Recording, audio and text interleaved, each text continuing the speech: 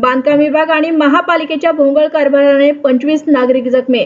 बांधकाम विभाग आणि महानगरपालिकेच्या भोंगळ कारभाराने नांदेड शहरातील नागरिकांचा जीव धोक्यात येत असल्याचं चित्र पाहायला मिळत आहे।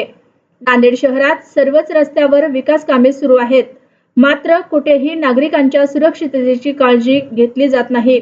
शहरातील वर्कशॉप रोडवर दोन्ही रस्त्यात केबल टाकण्यासाठी खोदण्यात आल्याने खड्ड्याच्या रस्त्यात सकाळपासून 25 नागरिक दुचाकी स्लिप होऊन पडले आहेत। यात नागरिकांना दुखापत होऊन नागरिक जखमी झाले आहेत।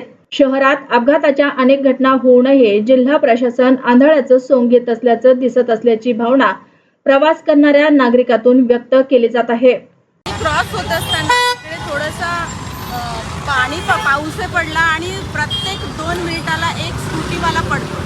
2 मुली पडल्यात, मी 2 मुलांना घेऊन पडले, मला मार लागला आणि तिथे स्लीप होतं, खड्डा पण आहे। 18 जण पडले सकाळपासून आज सकाळपासून 18 जण पडलेले बघा या ठिकाणी। महापालिकेला काही सांगितलं नाही? काय सांगितलं पण ते वारंवार काही योजनेचं काही लक्ष नाही द्यायचं।